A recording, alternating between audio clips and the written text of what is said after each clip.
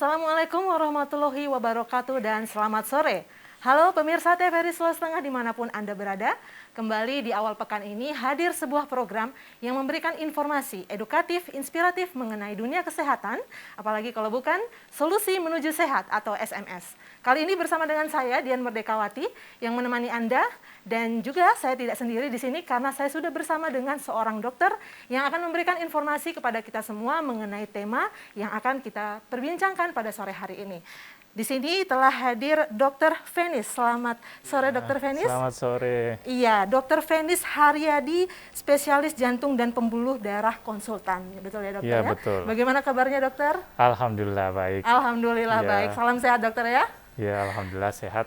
Iya, ya pemirsa seperti biasa Anda bisa bergabung bersama kami nanti di telepon interaktif untuk menyampaikan pertanyaan Anda seputar tema yang akan kami bahas pada sore hari ini. Tema yang akan dibahas pada sore hari ini adalah mengenai penderita penyakit jantung bisakah divaksin?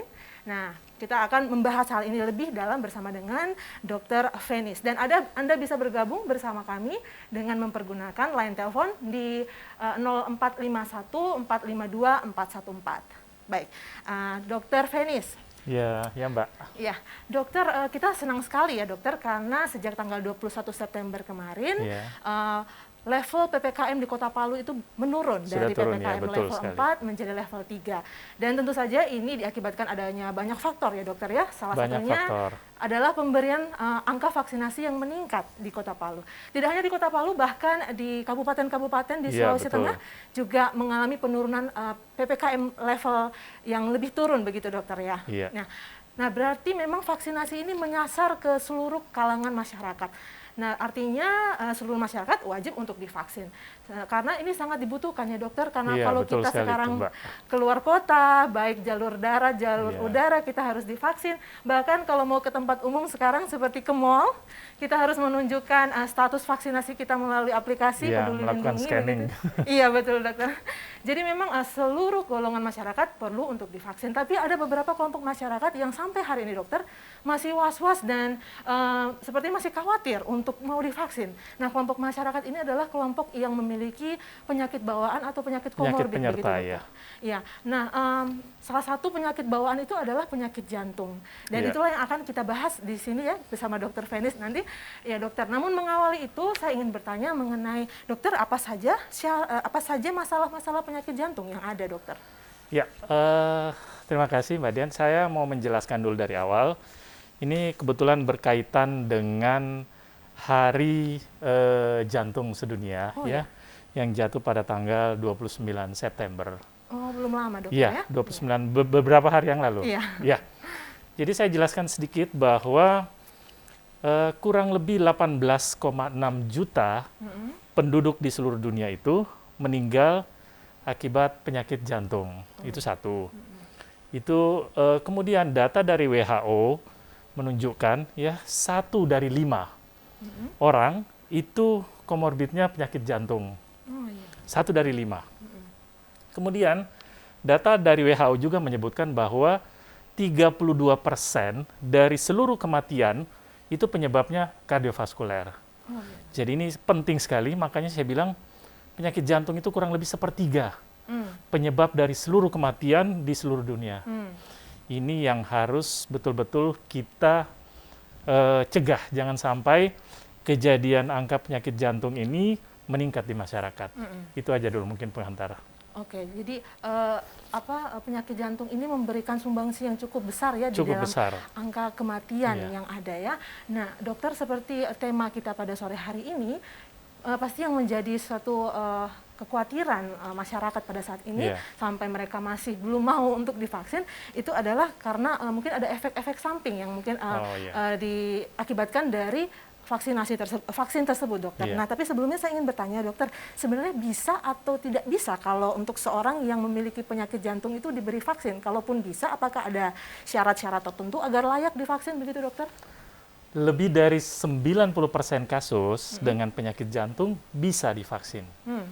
Ya, ini perlu saya sampaikan utamanya untuk teman-teman sejawat yang dari perifer ya, dari puskesmas, dari klinik-klinik. Jangan takut bahwa penderita penyakit jantung itu aman kok untuk divaksin. kenapa saya katakan demikian? Orang yang tidak bisa divaksin, kalau penyakit jantung itu sebabnya yang utama ya, ada dua. Satu, tidak lagi sesak. Sesak atau tidak, itu satu. Yang kedua, dia ada keluhan nyeri dada atau tidak. Oh, saat menjelang divaksin, dokter ya? Saat menjelang divaksin. Oke. Jadi, nah dua ini tentunya misalnya dia sesak. Sesak apakah sebelumnya dia pernah dirawat atau tidak? Apakah sebelumnya sesaknya ini belum tertangani dengan baik? Nah, itu memang belum boleh divaksin. Tapi kalau dia tertangani dengan baik, tentunya sesaknya nggak ada jadi masalah. Satu contoh, bagaimana sih kita mengetahui seseorang sesak ini bisa divaksin? Pertama, ketika dia berjalan, naik tangga, satu lantai, itu dia berhenti beberapa kali atau langsung naik. Oh, begitu ya? Kalau dia naik, satu lantai itu kan kurang lebih 20 anak tangga 20 anak barangkali tangga, ya. iya dok. Kalau seseorang mampu naik ke lantai 2 tanpa berhenti, itu oke. Oke. Kalau dia naik, misalnya 10 anak tangga, 10 anak tangga berhenti sejenak, kemudian naik lagi, masih boleh. Tapi kalau baru 1-2 anak tangga udah merasakan sesak, tunda. Oke. Penundaan juga nggak lama. Penundaan itu paling 1 minggu atau 2 minggu, paling lama. Oke. Setelah itu, boleh, kembali nggak ada lagi masalah. Ya. untuk Kita akan meminta evaluasi vaksin. kembali. Oh, dievaluasi dulu. Itu kalau sesak. Yang kedua, nyeri dada. Jadi ketika melakukan aktivitas, timbul nyeri dada atau tidak? Nyeri dada itu kaitannya dengan suplai darah ke otot jantung. Oke. Berarti ada hubungannya dengan ada tidaknya penyempitan pembuluh darah. Nah, kalau ternyata ketika melakukan aktivitas sehari-hari, misalnya bekerja di dapur, menyapu halaman, itu nggak ada nyeri dada, boleh divaksin. Oh, sebenarnya Aman. boleh ya dokter Iya. ya. Hanya kita harus melihat dua kondisi tadi itu. Dua dok. kondisi itu. Kalau untuk jantung. Iya, jadi itu yang mau diedukasi ke Iya. teman-teman dari tim medis ya, supaya jangan takut ketika memberikan vaksinasi Ya, gitu. mohon maaf saya untuk sejawat sekalian, dokter-dokter di puskesmas, di klinik, saya harus sampaikan bahwa kenapa ini menjadi keprihatinan saya mungkin ya. Karena hampir 90% pasien itu dikembalikan dulu ke dokter jantung untuk diberikan surat. Oke, surat rekomendasi dulu. Surat rekomendasi bahwa layak vaksin. Hmm. Padahal kan pemerintah sudah menyiapkan aturan bahwa yang ini boleh. Oke. Yang ini tidak boleh dievaluasi. Nah, panduan ini yang kadang tidak diikuti. Mungkin karena ketakutan ya sangat wajar. Ketakutan bahwa penyakit jantung ini ketika timbul serangan berbahaya. Itu sangat wajar. Tapi sepanjang dua ini tidak terjadi, sesak dan nyeri dada, boleh. Jadi dua hal ini bisa dikatakan sebagai indikator kestabilan. Iya, kestabilan. Kestabilan pasien yang bisa diberi vaksin atau tidak gitu Iya. dokter ya. Oke, jadi kalau misalkan dia tidak sesak nafas, dia tidak nyeri dada, itu bisa ya? Dan Boleh. rekan-rekan tim medis harus Insya berani. Allah sih aman. Ya. Atau mungkin harus dites dulu dokter, naik tangga dulu. Tentunya kita itu bisa melihat ketika pasien datang ke satu fasilitas kesehatan, misalnya ke puskesmas, kelihatan kok. Ini pasiennya cara ngomongnya saja dia sesak atau tidak itu kelihatan. Atau dia wajahnya meringis atau tidak itu kelihatan. Kalau tidak, misalnya puskesmas ini ada lantai 2. Suruh aja coba dia ke atas. Oh iya, dok. Turun, ya terserah mungkin ibu boleh ada menghadap dulu di atas. Setelah itu ibu langsung ke sini ya, kelihatan. Kalau dia nggak masalah, ya sudah silakan. Kalau nyeri dadanya itu dokter, nyeri dadanya itu biasanya terjadi di mana yang harus diwaspadai? Nyeri dada itu, kalau dia nyeri dada khas infak, itu tidak bisa ditunjuk. Semua di regio dada ini. Tapi kalau dia bilang di sini, kadang di sini, nah itu bukan spesifik. Oh, berarti itu bukan Bukan. kecenderungan ke penyakit jantung, bukan dokter ya? Nyeri dada itu nyeri dada yang tidak dapat ditunjuk. Tempatnya di mana, bisa seperti ditekan, bisa seperti ditusuk. Nah, ini yang penting. Nah dokter, misalkan saya misalnya penderita penyakit jantung gitu dok ya, dan kemudian besok saya dijadwalkan untuk vaksin, tapi kondisi saya sedang seperti tadi, seperti masih sesak atau masih ada nyeri dada, upaya apa yang bisa saya lakukan supaya saya bisa stabil gitu dok untuk esok hari? Biasanya itu akan diperiksa dulu oleh dokternya. Kalau dokternya mengatakan, oh sesaknya ini, sesak itu bisa jadi penyebabnya dua. Satu yang kita sebut masalah kardiak atau masalah jantung, dua itu non kardiak, bisa masalah paru, bisa masalah psikis juga itu berperan, ya, atau masalah non medis. Nah kalau ternyata masalah kardiaknya stabil, kemudian masalah parunya stabil, dan yang bersangkutan tidak ada alergi, riwayat alergi misalnya, alergi vaksin, alergi suntikan dan macam-macam, itu boleh-boleh saja. Walaupun misalkan ada sakit dada nih dokter, tapi kalau diperiksa memang layak, boleh-boleh saja dokter ya? Ada persyaratannya. Jadi persyaratan itu, pertama, pemeriksaan fisik. Ya. Setelah fisik itu setelah anamnesis. Jadi kita menanyakan berbagai hal, kalau nggak salah sih, saya juga nggak hafal ya, itu kurang lebih 14 item yang ditanyakan, itu nanti akan dicontreng, ada apa tidak, ada riwayat tekanan darah tinggi, ada riwayat penggumpalan darah, ada penyakit imunitas, ya, itu semua akan ditanyakan. Itu kalau tidak salah itu kurang lebih 14. Kalau semuanya aman, tapi dia keluhannya sesak, kita bisa tahu kok, ini sesaknya pura-pura atau memang sesak bener. Oh, kenapa pura-pura dok? Ada fenomena seperti itu? Ada. Kenapa? Karena banyak yang berkembang di masyarakat bahwa inilah berita hoax mungkin ya, bahwa vaksin itu bisa terjadi ini dan seterusnya. Itu yang paling sering ada di masyarakat. Jadi ketakutan berlebihan sebenarnya. Jadi masyarakat berpura-pura untuk supaya tidak menerima vaksin karena ketakutan itu banyak. Dokter ya. Iya, baik. Saya hampir setiap hari dapat. Iya dokter, menarik sekali perbincangan kita sore hari ini pemirsa. Namun kita akan lanjutkan setelah jeda pariwara berikut ini, tetap di SMS Solusi Menuju Sehat.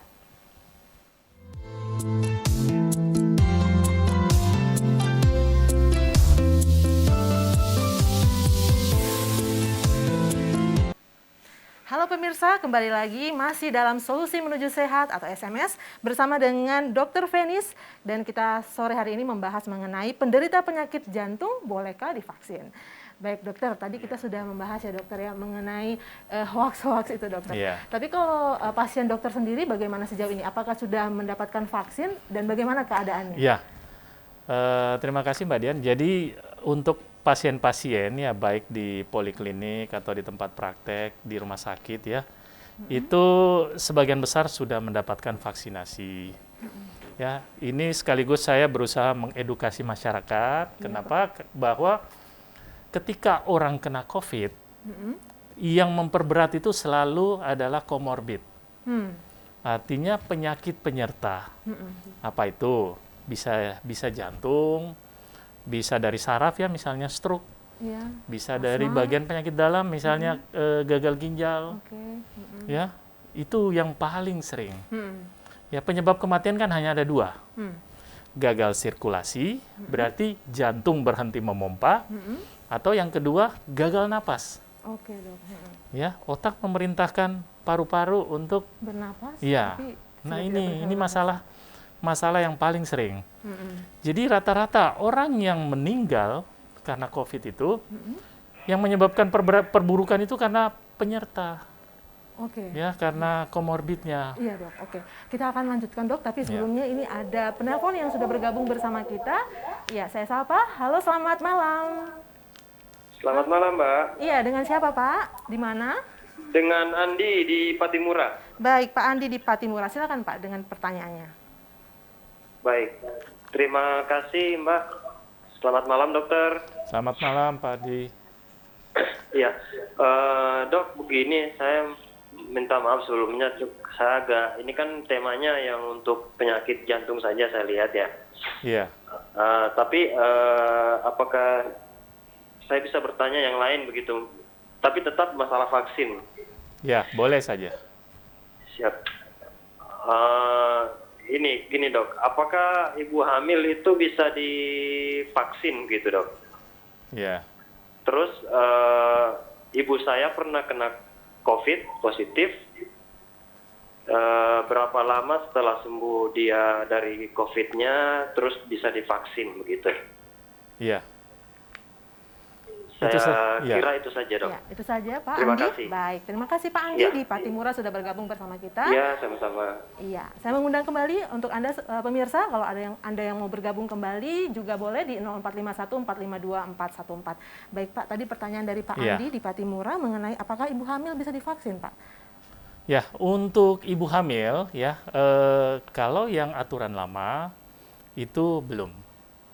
Tetapi setelah trimester pertama, ini kan yang paling penting adalah trimester pertama kehamilan. Trimester pertama itu masa pembentukan organ, ya janin.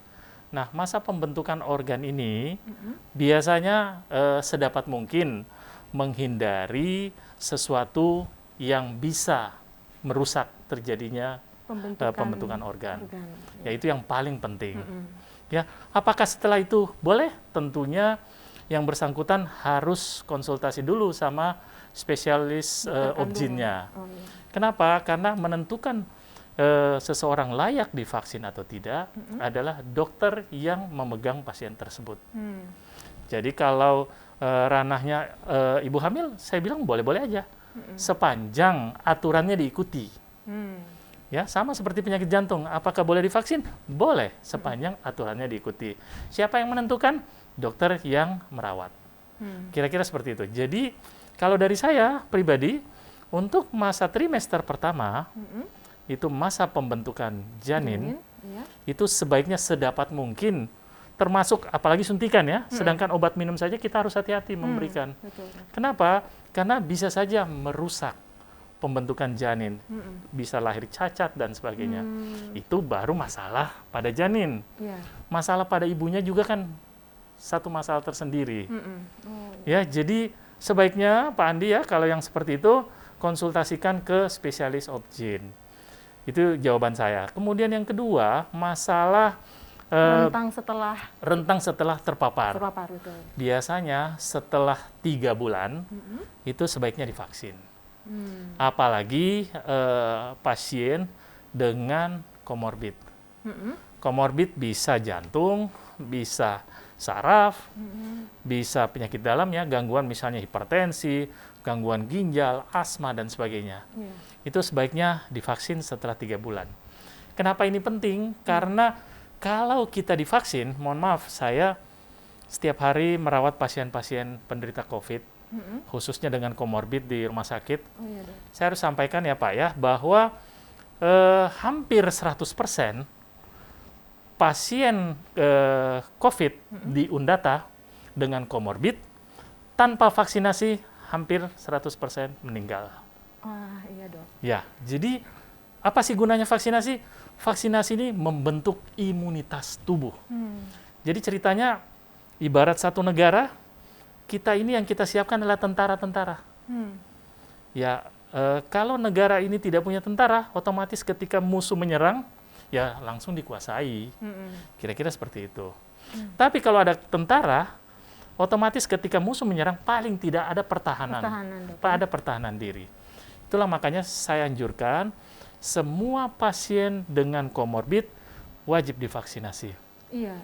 Dosa saya kalau saya membuat surat, mohon maaf, ini mungkin buat pemirsa TVRI di rumah, ya saya harus sampaikan bahwa ada kecenderungan di masyarakat memanfaatkan surat sakti dokter untuk bisa berangkat dengan alasan punya komorbid.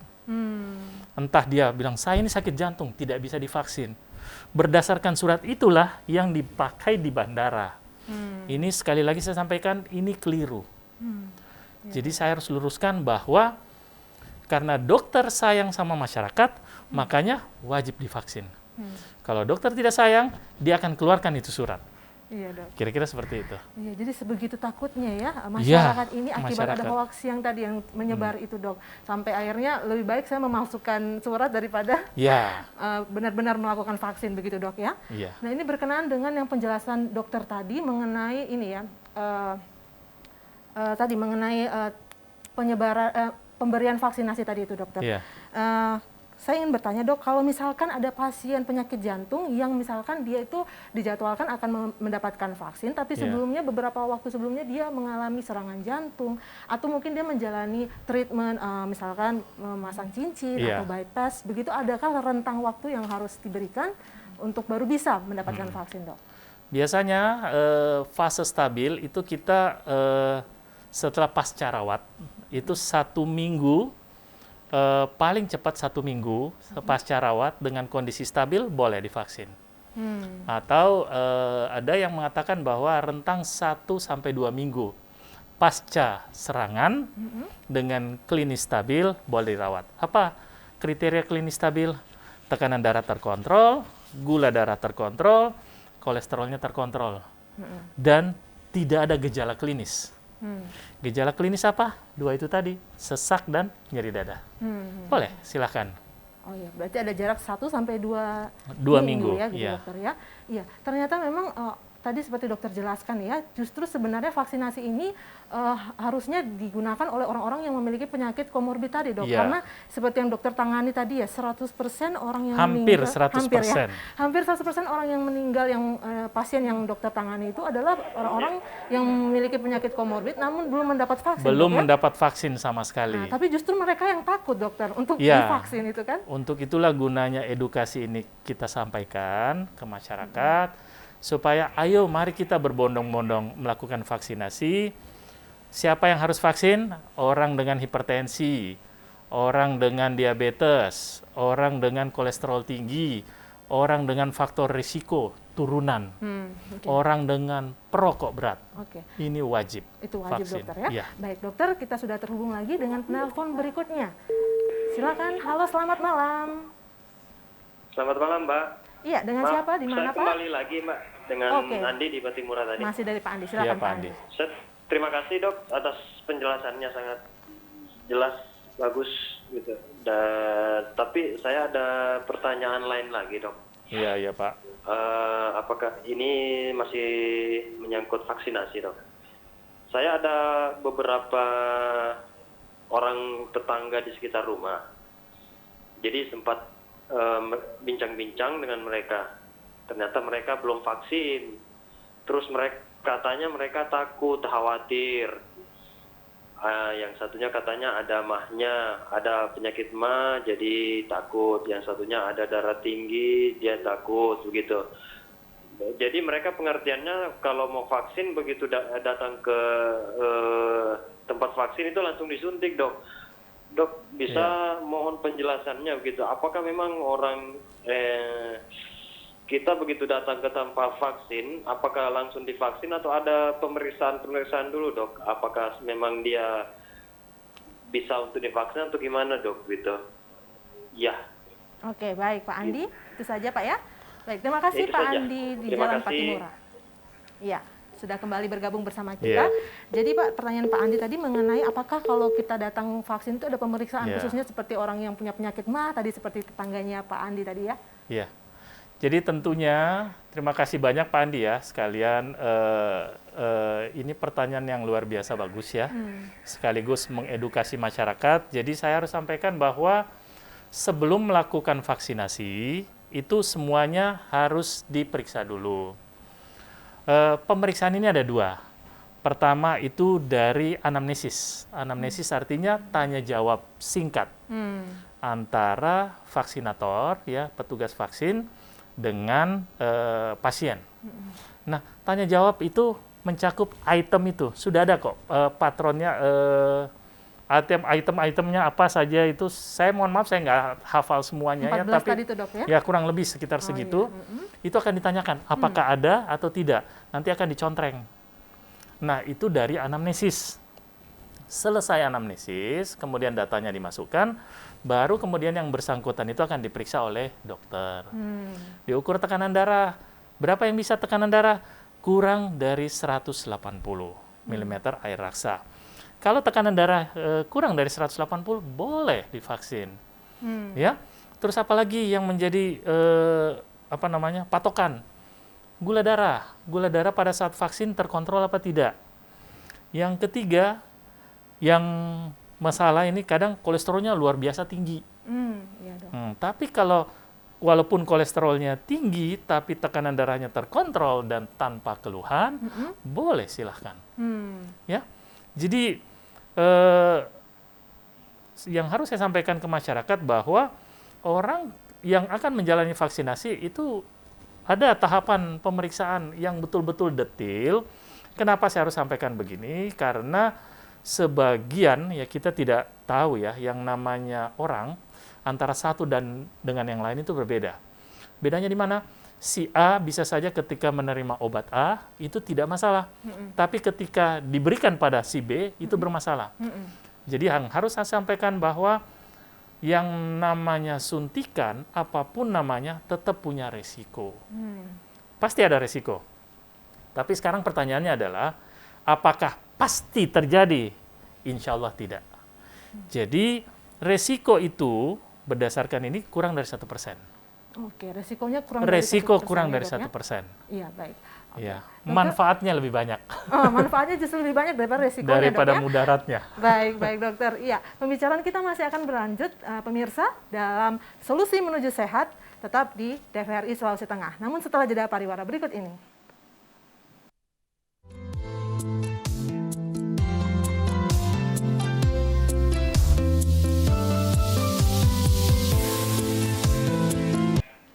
Halo pemirsa, masih dalam Solusi Menuju Sehat dengan tema penderita penyakit jantung bolehkah divaksin? Bersama dengan Dr. Fenis di sini selaku spesialis jantung dan pembuluh darah konsultan. Iya, Pak, tadi sebelumnya ada yang mau bergabung bersama dengan kita di sini. Silahkan. Selamat malam. Halo, selamat malam. Halo, selamat malam. Assalamualaikum. Ya, waalaikumsalam. Dengan siapa, Pak? Di mana? Pak Sumardi, Wahid Hashim. Pak Sumardi. Pak Sumardi di Wahid Hashim. Iya, ya. Pak. Silakan, Pak, pertanyaannya. Iya, selamat malam, Dok. Assalamualaikum. Sehat. Waalaikumsalam. Ya, Pak Sumardi. Iya, Dok, tadi sampaikan bahwa orang hamil itu harus konsultasi ke dokter baru bisa vaksin. Kebetulan saya punya anak mantu ini ada yang lagi sudah vaksin pertama. Iya. Cuma kan mau vaksin kedua, ternyata dia periksa kemarin ke dokter, dia lagi hamil. Jadi kira-kira berapa umur bayi di kandungannya baru bisa vaksin kedua, Dok? Iya, Pak. Itu yang pertama. Yang kedua, Dok, saya ini kan kedua kali vaksin. Alhamdulillah saya sekeluarga semua sudah divaksin 2 kali. Kecuali yang hamil itu yang belum. Tapi saya dengar kabar kita bisa vaksin. Oke, terputus ya. Oke, nanti Pak Sumardi mungkin bisa masuk kembali untuk menyampaikan pertanyaannya tadi yang kedua ya, Pak ya. Iya. Nah, tadi ada pertanyaan mengenai istrinya Pak Sumardi tadi ya, bahwa sudah anak mantunya, anak kalau mantunya, nggak salah, maaf. ya. Anak mantu dari Pak Sumardi yang tadi itu sudah divaksin pertama, namun ketika Iya. vaksin kedua beliau hamil begitu. Iya. Apakah ada rentang yang harus diperhatikan begitu, Dok? Biasanya sih ini tiap vaksin itu kan beda-beda ya. Rentangnya itu antara 14 hari sampai 28 hari. Jadi antara vaksinasi pertama dan vaksinasi kedua.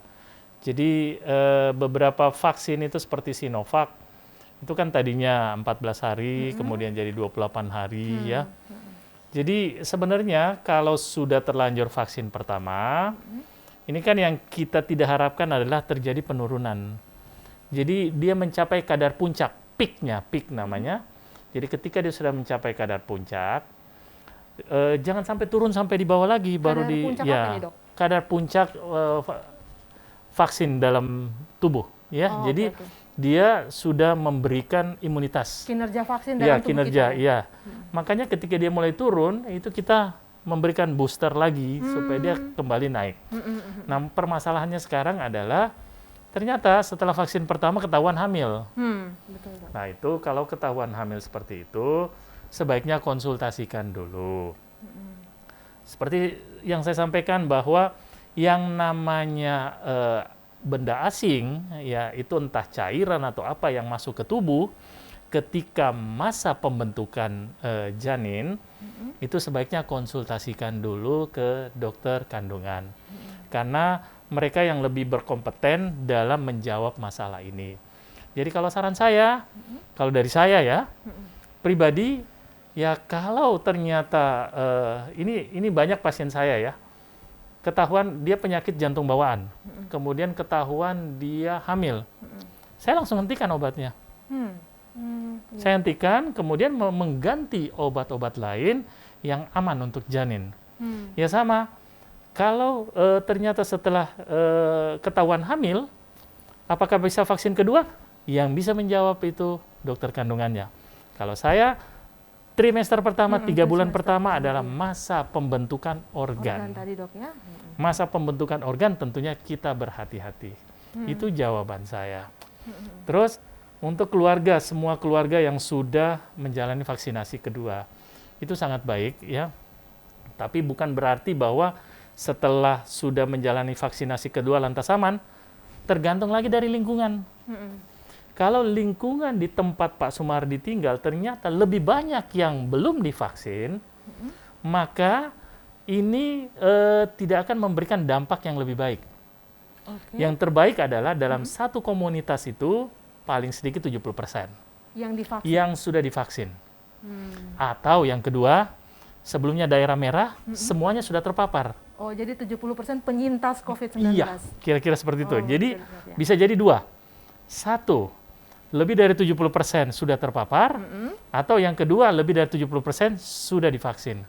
Nah, itu baru menciptakan situasi yang homogen. Jadi, ketika ada yang kena COVID lagi, tidak akan memberikan dampak apa-apa pada lingkungan yang bersangkutan. Tercipta herd immunity itu, Dok, ya? Herd Kekebalan immunity, kelompok itu. kira-kira. Oke, Nah, kekebalan komunitas imunitas itu ya. Iya, Dok. Itu yang paling penting. Kalau misalkan berbicara tentang rentang vaksin nih, Dok, ini sering banyak yang menanyakan soalnya, Dok. Kan pernah terjadi pemberian vaksin pertama ke vaksin kedua itu ada kehabisan vaksin begitu di puskesmas misalkan. Harusnya dijadwalkan dia hari ini, tapi karena katanya habis disuruh kembali lagi misalkan beberapa minggu. Nah, ketakutan itu ada karena mereka berpikir nanti gimana ada efek samping. Kalau misalkan vaksin itu beberapa jenis vaksin itu, Dok, apakah memang beda-beda rentang waktunya? Ada yang 14 hari, ada yang 21 hari, ada yang saya nggak terlalu hafal ya. Karena ini kan vaksin macam-macam, ada Sinovac, Sinopharm, Moderna, AstraZeneca, Pfizer.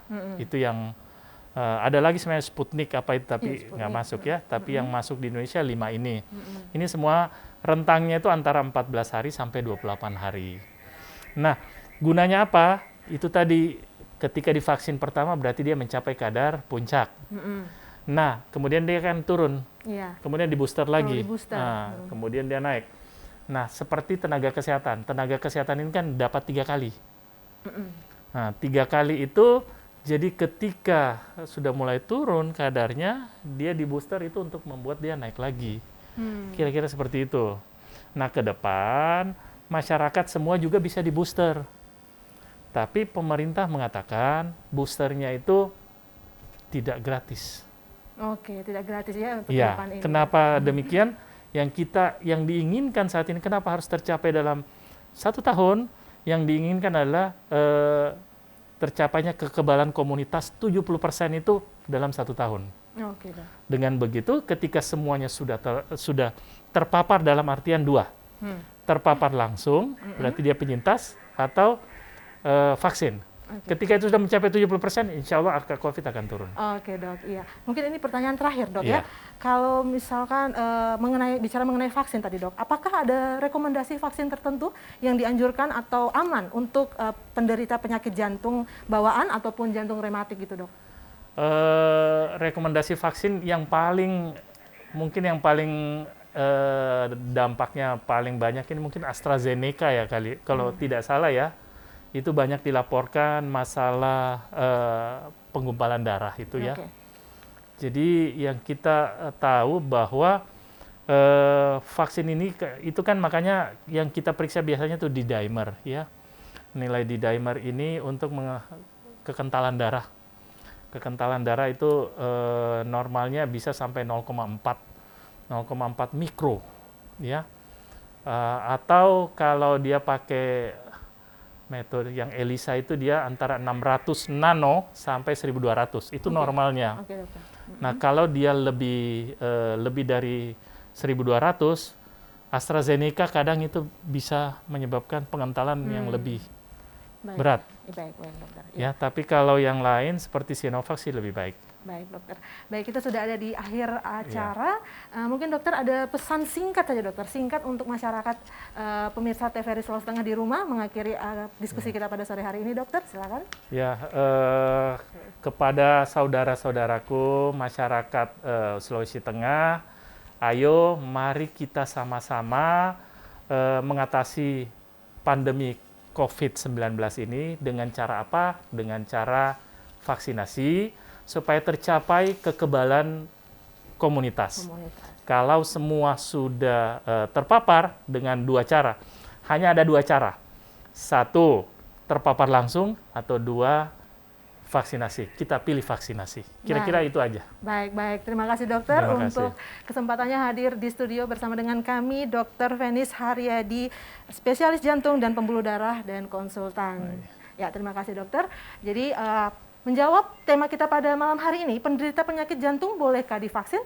Ternyata bisa, saudara ya. Jadi Anda jangan takut untuk melakukan vaksin karena justru orang-orang yang memiliki penyakit komorbid atau bawaan harus segera divaksin. Baik, akhir kata, saya Dian Merdekawati mewakili Dr. Fenis yang hadir di studio mengucapkan terima kasih untuk kebersamaan Anda dalam Solusi Menuju Sehat. Kita jumpa lagi di hari Senin setiap minggu dan tetap selalu di TVRI, media pemersatu bangsa, televisi kesayangan Anda. Wassalamualaikum warahmatullahi wabarakatuh dan sampai jumpa.